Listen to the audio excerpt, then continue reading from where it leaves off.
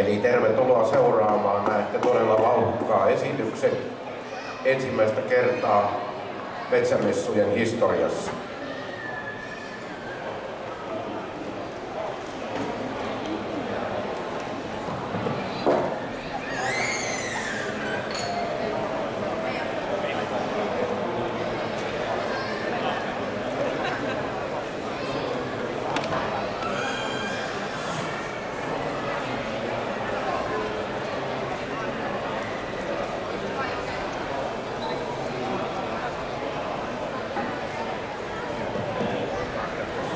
Me aloittaa ja sieltä Jukka ja Jarmo vähän lähemmäksi tänne mukaan.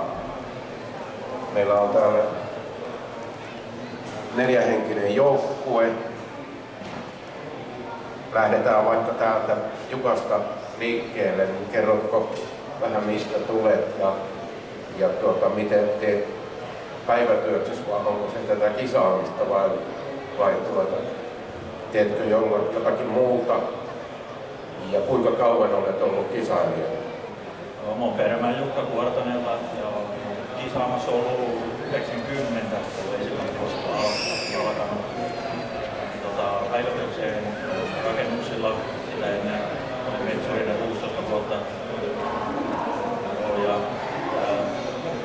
siihen aikaa suunnilleen puoli vuotta ennen kisaa pitää reenata noin 3 päivää viikossa. Ja sitten Jarmo. Joo, mä oon Laatikasen Jarmo Ilomantsista ja Metsähallituksen metsurina on vakityössä ja kisahommaa on harrastanut suunnilleen saman verran kuin Jukkakin. Silloin joskus 89 tuolla kisoja. 91 oli jo eka kerran maailmankuissa varaumista. Kuinka paljon te joudutte harjoittelemaan näitä kisalajeja noin vapaa-aikana? Kyllä, ne joutuu se suunnilleen 3 iltaa viikossa. Maaliskuun 1. päivä itse on täyspäiväistä alkamaan harjoittelemaan. Ja Jarmo? No niitähän voi harjoitella niin paljon kuin haluaa.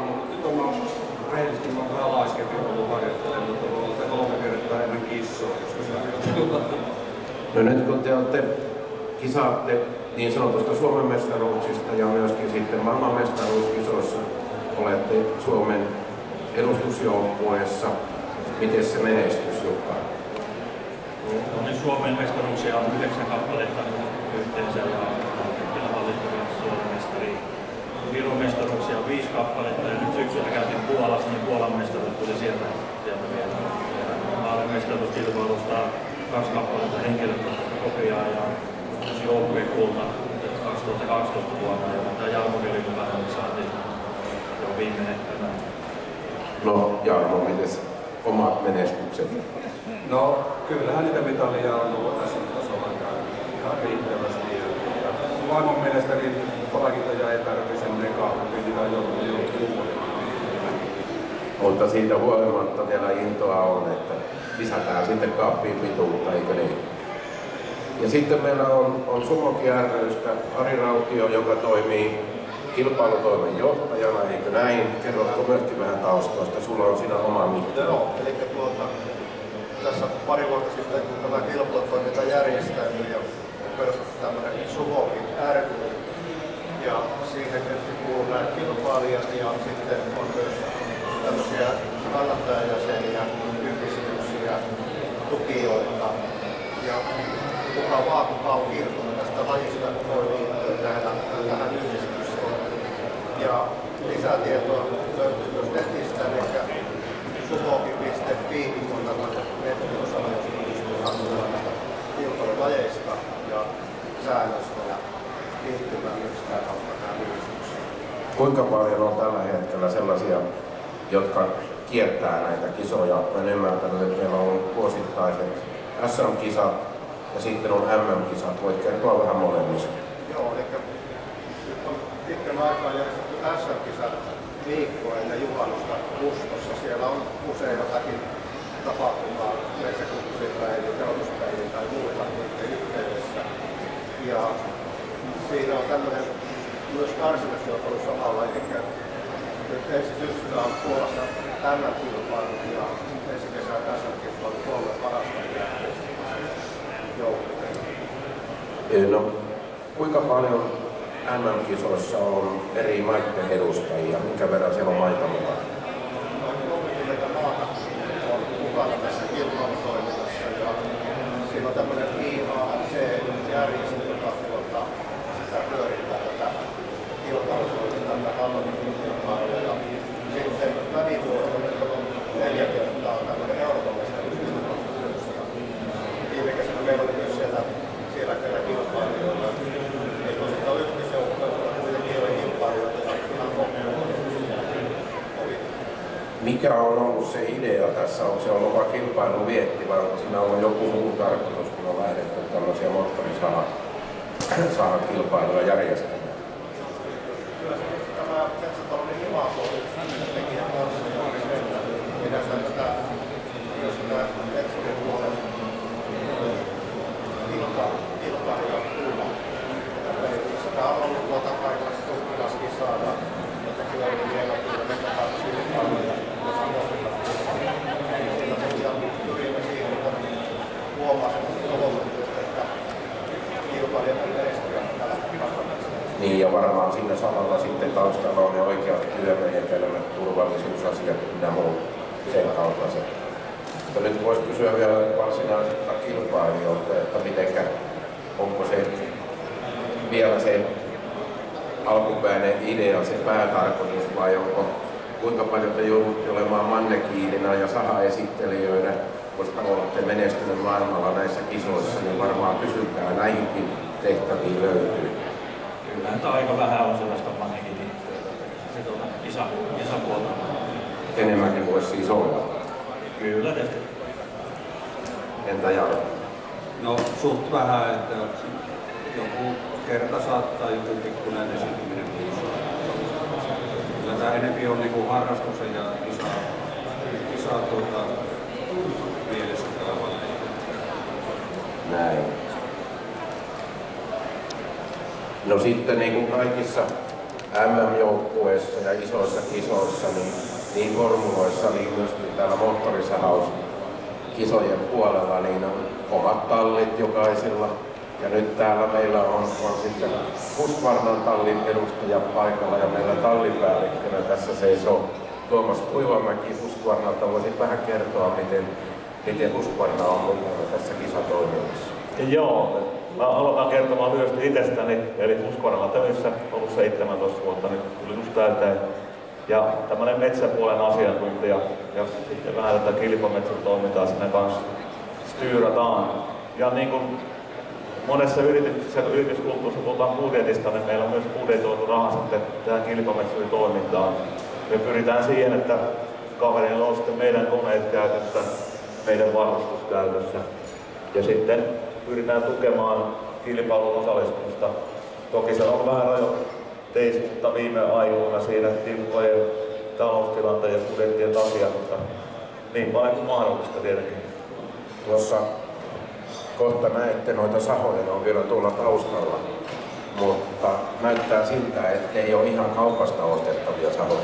No itse asiassa kyllä hyvin pitkällä on, että käytännössä myös kilpailusääntöihin kuuluu se, että kuka tahansa meistä pystyy hankkimaan sen tuotteen, millä sä voit kilpailla, tai sitten ne varustelut, eli tarvittavat viritysosat, jos semmoisia on saatavilla. Eli käytännössä ajatus olisi se lähtökohta, että kaikki pystyy sen tekemään. Mutta kuitenkin talli virittää ne sahat omien tavoitteensa mukaisesti, eivätkä vastakilpailijoille niistä paljon kerro. No sanotaan näin, että meiltä koneet lähtee aina tehtaalla, tuodaan linjasta vakiotuotteina, ja sitten mitä tapahtuu kentällä, niin se jää kentälle.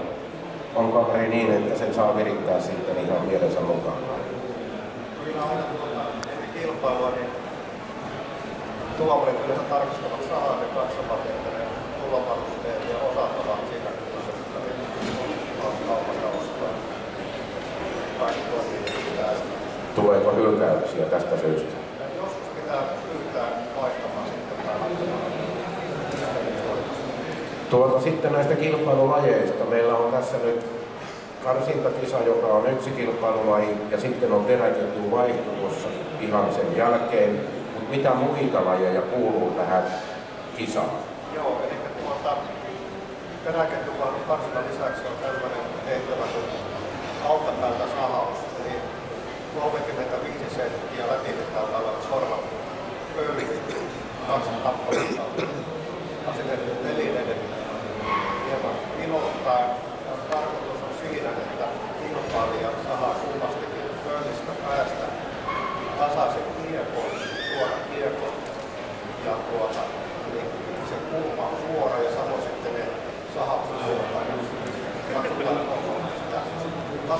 ainoa rappua ja sitten kulmat siinä. Ja tietysti aika myös sitä näistä kansanpisteitä. Ja sitten on tarkkuusratkaisu tehtävä, jossa on levy ja sen päälle kanssa tulee 35 senttiä. Ja 3 senttiä purua.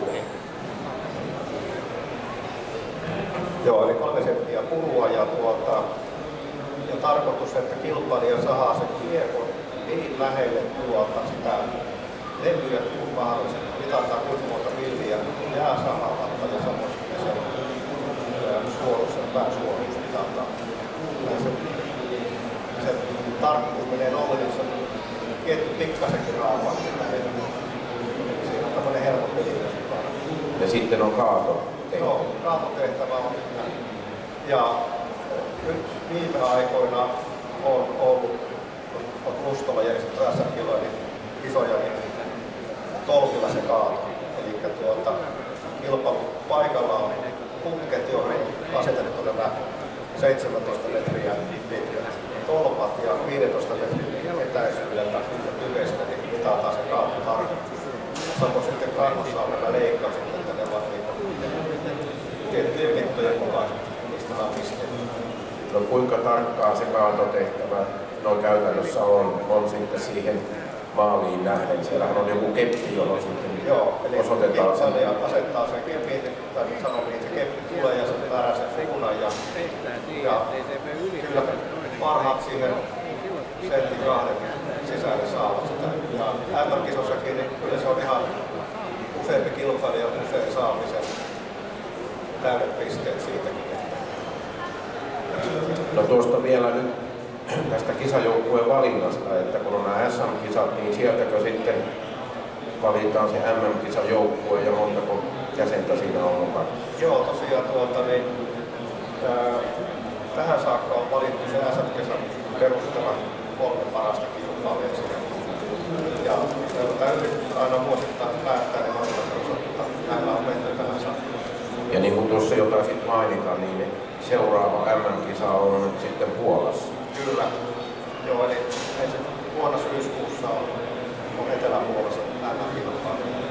Siinä paras joukkue valitaan sitten. Ja jos sitten siirrytään nyt näihin meillä esillä oleviin lajeihin, eli tämä karsintakisa, niin kerrotko hieman säännöistä ja arvostelusta, eli tuossa pojat lähtee sitten lämmittelemään sahoja ja kisaamaan? Joo, eli tässä näette nämä karsintaruukon. Se on 5 metriä pitkä toi puu ja siihen on sitten tietyn saplunan mukaan asetettu 30 otsaa. Eli sama sapluna, mikä on MM-kilpailussa. Se on aina sama? Se on aina sama ja se kansainvälinen järjestelytoimikunta niin päättää sen saplunan, että se voi vaihtua sitten seuraavaan MM-kilpailuun. Kuitenkin tällä mennään. Ja sen arvostelussa katsotaan se, että ei ole jäänyt puolta senttiä pitempiä tynkiä eikä puoli senttiä syviä runkovaurioita, niistä tulee miinuspisteitä. Ja samoin mitataan aika. Ja työturvallisuuteen liittyen se, että kilpailija kun sahaa ja silloin kun siirtyy, se laiva pitäisi se ulko ilman toisella puolella. Siitäkin tulee vireitä, jos siirtyy väärään aikaan. Siirtyy samalla kun sahaa omalla puolella. No kumpiko on Haka tässä kisassa ollut näissä aiemmissa? Nythän tämä on näytösluontoinen, vaikka uskoisin, että vaikka nyt lappua rinnassa, niin pojat kisaa kuitenkin keskenään niin kuin muutenkin, mutta miten se on ollut? Me puolin ja toisin on voitettu. Rungosta vielä, niin tämä on sorvattu runko MM-kisoissa ja SM-kilpailuissa. Se on vähän vaikeampi tehdä kuin tämä puolipäällinen virheitä takia. Se on 4 prosenttia paksu, mutta on paljon herkempi tulee virheisiin. Joo, oletko samaa mieltä, että vuoroin olette aina kisan voittanut? Kyllä sitä on mennyt, että se on kummalla parempi päivä aina. Näin. Mä voisin Matti lisätä muutaman asian näihin lajeihin sen verran, että kuulosti varmaan aika tekniseltä nämä erilaiset lajit, mitä siellä kilpaillaan, mutta käytännössä joka ikinen laji on ne ei ole vaan niin kuin tuotettu jostain, vaan käytännössä ne on niitä, mitä metsurit päivittäisessä työssä tarvii ja tekee.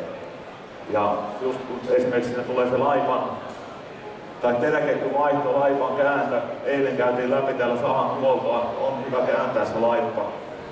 Aina silloin tällöin se lisää sen laipan käyttöä, eli periaatteessa perustuu täysin siihen ammattityöhön. Ja sitten kun puhutaan karsinnasta, me puhutaan usein, kun tehdään niin tukkia, myytitukkia, niin siellä puhutaan pinnan myötässä karsinnasta. Pyritään ottamaan ne oksat pintaan myöden pois sieltä. Ei tappia, eikä tietenkään syviä koloja. Että erittäin syvät kolot tietenkin vaurioittaa sun pintalauhan saamista vielä. Sitten on esimerkiksi tarkkuuskatkaisu. Jos me saataan, kun tukki on maassa kiinni, saataan liian syvälle se poikki. Terälaite voi joko maahan kiveen, ja sitten joudutaan kunnostamaan terälaitteet. Sinne vaaditaan tarkkuutta. Ja sitten taas kun puhutaan alta päältä katkaisusta, niin meillä tukki saattaa olla niin kuin tässä nämä 2 pölliä nyt on, niin sun pitää saada se ylä-alapuolelta riippuen mihinkä suuntaan se on kannattunut se. Eli periaatteessa joka ikinen tehtävä, niin se on tausta. Ne ei ole niin kuin vain tuulettemmattuja asioita. Niin, ne on siellä ihan elämässä metsurille jokapäiväistä. Ja hyvä, että teit tarkennuksia tässä. Nyt meillä Ari toimii tuomarina ja Tuomas on toinen tuomari. Katsotaan löytyykö heiltä yhteisymmärrystä tähän lopputulokseen. Ja myöskin ottavat sitten ajan. Nyt voisi yleisöltä veikkauksia tuosta ajasta, että mitä...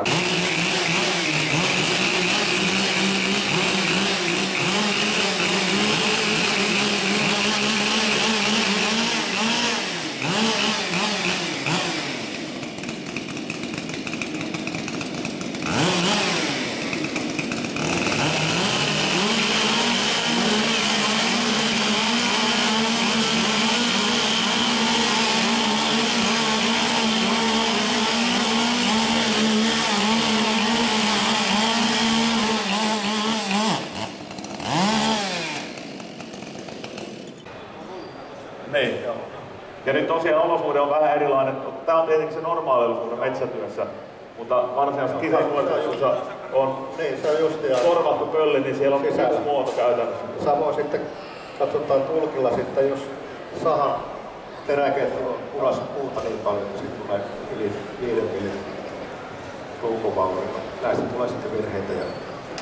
Ja tuossa kuten sanoin, että kilpailija etenee sahan kanssa ja se, että sahan pitää olla tuon rungon keskiviikon toisella puolella silloin kun siirtyy. Tämmöisiä tekijöitä tarvitaan kilpailukoulutuksen aikana. On tosiaan huippuaikoja ja syvällys. Ammattimiehiä, MM-kilpailuja, olleet ja MM-mitalisteja. Miten sen sitten kävi tämän arvostelun tuon rungon suhteen? Tuliko virhepisteitä? Ei tullut. Oli Jarmolla pari rajavarmasta ja ajan perusteella Jukka oli parempi tässä. Eli aplodit Jukalle tästä kisasta, mutta Jarmo ei luovuta, nimittäin revanssin paikka tulee ihan kohta tuota pikaa. Sitä ennen kuitenkin. Tämä on teräketjun kireys saada tässä tehtävässä myös oikeaksi, koska se tuomaristo vie sen sahan seuraavalle tehtävälle, jossa sen täytyy toimia. Eli sä et voi vaan niin kuin liitata kiinni terävarasta tonne ja lyödä kellon seisoksi. Sun pitää pystyä tehdä seuraava tehtävä. Jos se tehtävän aikana lähtee irti siellä, sä joudut asentamaan sen takaisin. Se kisa on käytännössä siinä, että niin kuin tuolla tasolla, missä näin kaverit tätä tekee, niin se yksi virhe pudottaa sun sijoituksen kyllä sitten, että pitää muillekin tulla epäonnistumista, että pääsee sinne 3 parhaansakin. Näin kun tuossa annetaan vielä Jukan valmistautua, mutta nyt saa taas tehdä veikkauksia ajasta. Paljonko arvioitte, että teräketjun vaihtoon kuluu aikaa? Paljonko kuluu aikaa, kun he vaihtaa tuossa Jukka nyt tuon teräketjun? 6 sekuntia. 18:05. Joo, siinä haarukassa. Katsotaan, miten Jukka onnistuu. Ja sen verran vielä, että ennen kilpailusuoritusta tuomaristo kiristää nämä teränkiinnitysputkerit 2 kiloon, eli käytännössä et voi jättää niitä löytälle kaikilla se lähtökohta on silloin sama, kun lähdetään sen kilpailusuoritukseen. No Tuomas lähettää siitä. Okei, ja siellä on tosiaan samantyyppinen viisari, joka käynnistää kellon sitten, kun Jukka ylittää tuon lähtöviivan, mutta me lähetetään tästä kädellä pudottamalla. On kilpailija valmis.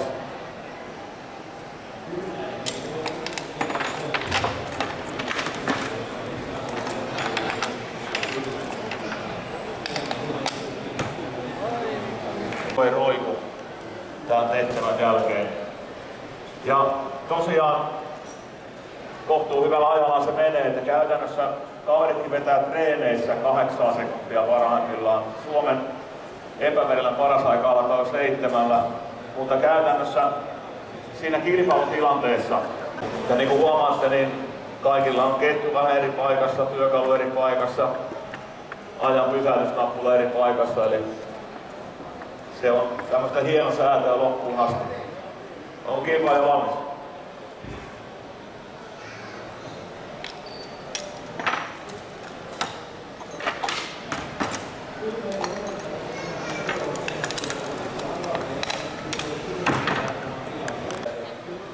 Joka tapauksessa Tereketjussa on vähän tuommoista pientä löysyyttä, mutta sitä ei saa. Mutta ei liikaa roiku kuitenkaan. Ei ole liikaa. Joo, se on ihan riittävä. Kyllä. Hyvät suoritukset. Aplodit molemmille, oli hienot esitykset. Nämä kansainväliset säännöt, ja kun katsotaan, että nämä 5 tehtävää, jotka pitää hyvin hallita, että kilpailija pärjää, niin sanotaan, että tämä vastaa tämmöistä moniottelua, 5 ottelua. On tosiaan, joka tehtävässä pitää sitten, jos haluaa menestyä, niin onnistua ja kehittää taito, tieto ja kokemus ja kaikki nämä siinä. No nyt sitten siellä MM-joukkueessa itse olen kerran päässyt seuraamaan MM-kisoja ja oma havaintoni oli, että vähän varusteet maista riippuen on pikkasen erilaisia. Turvavarusteissa on pientä erilaisuutta. Kaikki täyttää kyllä varmaan säännöt ja näin. Ja sahat, Tuomas voisit kertoa kuinka paljon siellä on erilaisia sahamerkkejä, joita meillä varmaankin samat mitä Suomesta, mutta onko sitten esimerkiksi venäläisillä ihan omat sahat vai käyttääkö ne näitä eurooppalaisia sahoja? Siellä itse kävi olisiko ollut 4 vai 6 vuotta sitten oli joku venäläinen, valko-venäläinen sahamerkki näkyvillä MM-kisoissa, mutta mun mielestä sen jälkeen ei ole ollut. Eli käytännössä siellä on sahamerkeistä, millä kilpaan yleisesti on Husqvarna, siellä on Jonserin sahoja, sitten siellä on Stihlin sahoja ja jonkin verran Tolvar-merkkisiä sahoja. Käytännössä siihen 4 se mahtuu, mitä siellä näkyy. Ja varusteissa varmaan on sitten vähän maakohtaisia eroja turvavarusteissa. Kyllä, eli nämä vaatteet ja kengät ja tämä tuolta sitten. Se on jonkin verran kansallisia eroja niin kuin lainsäädännössä, jopa Keski-Euroopassa, että vaikka ne EU-sen kuuluukin, niin siellä voi olla vähän erilaisia. Ja sitten tietenkin on vähän yksilöllisiä kanssa, että esimerkiksi karsatehtävässä monet pitää käyttää todella joustavaa jalkinetta. Ja taas sitten nykyiset nahkaturvakengät on taas erittäin jämäkkiä metsätyöhön, mutta tuossa tehtävällä, kun pitää tavallaan mennä sen oksan tasolle, niin vaaditaan urheilusuorituksia myös jalkineelta, että tietenkin siinä hakee sen vähän yksilöllistä myös. Näin. Tuosta vielä nyt sitten näistä varusteista, eli kun ne on trimmattuja omaa niin kuin huippusuoritusta varten, niin niiden kuljettaminen ja muu, miten te kilpailupaikalle tuonne, kun te lähdette nyt Puolaan, niin pistetäänkö ne lentokoneella paketissa vai millä tavalla ja kuinka paljon aikaisemmin sinne kisapaikalle jo lähdetään tutustumaan ja minkä verran aikaa siellä sitten kaikkiaan kuluu koko prosessissa?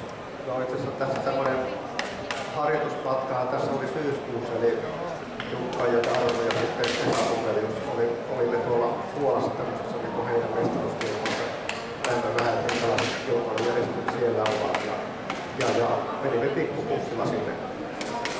Eli mutta se katsotaan, jos lähtee erikseen. Joka tapauksessa autolla saa pitää kuljettaa, koska lentokoneessa sahoja nykyään ei saa matkavaraan kuljettaa, sitä erikseen matkavaraan.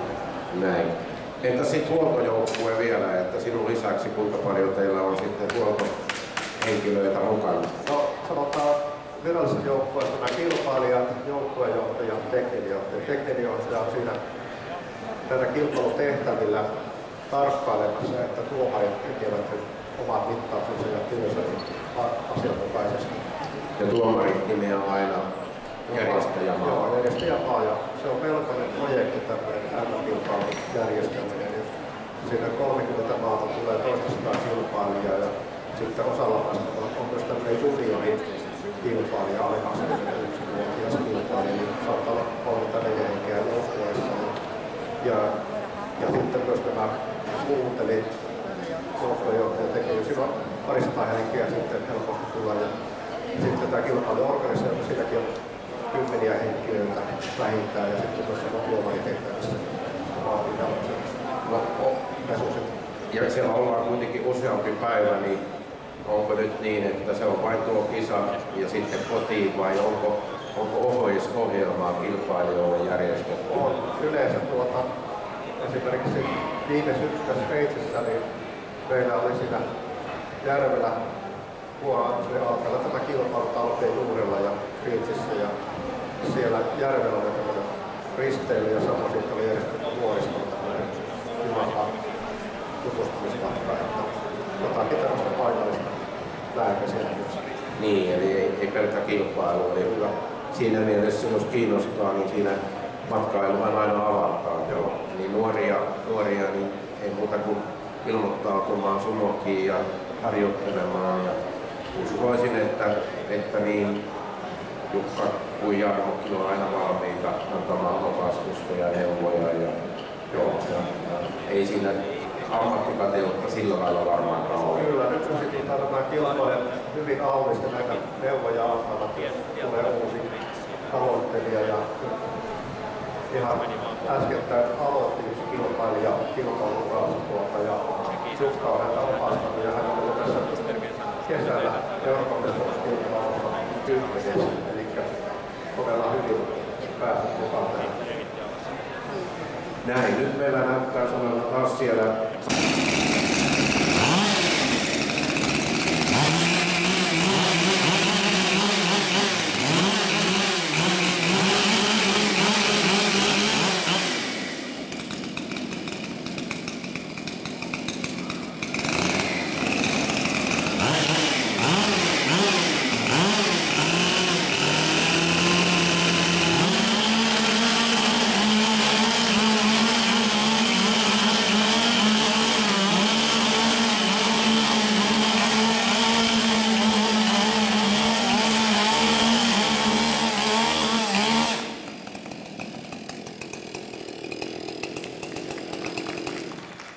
aplodit paikallaan.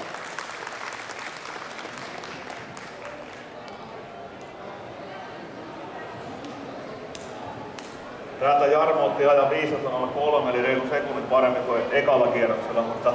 Joo, Jukalla tuli 14.03, eli pikkasen heikot ensimmäisellä kerralla, mutta eli noin sekunti. Mutta tänä päivänä nyt oli Jukan päivä vähän parempi tässä karsintakisassa, että tasasta oli kilpailu, mutta Jukalle vielä aplodit kyllä. Tuolla ei enää niin kauheasti, ihan sitä 3 päivää viikossa tarvi harjoitella. 2 siellä taitaa olla täällä, tuossa on lähellä.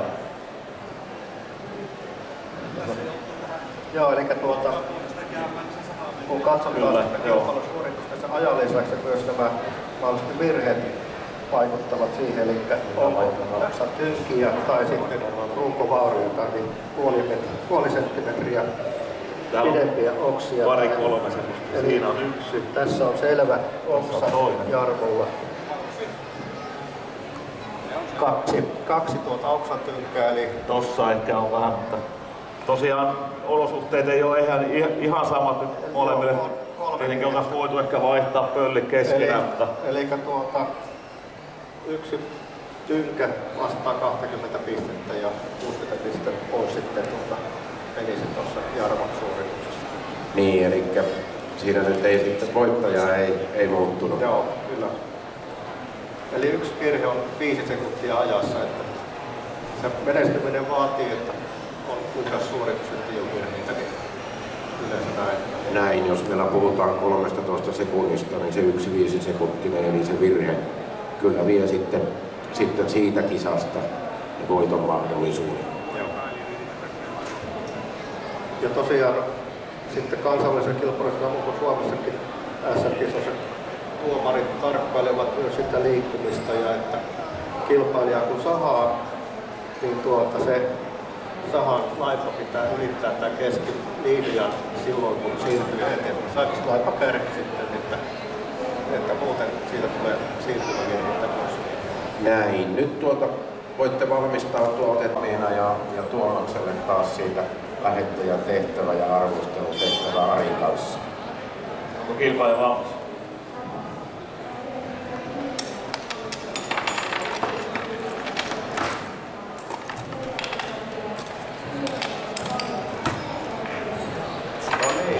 Päivän pohja aika, 8.25. Joo. Siinä hyvin reilu. Kilpailija valmis.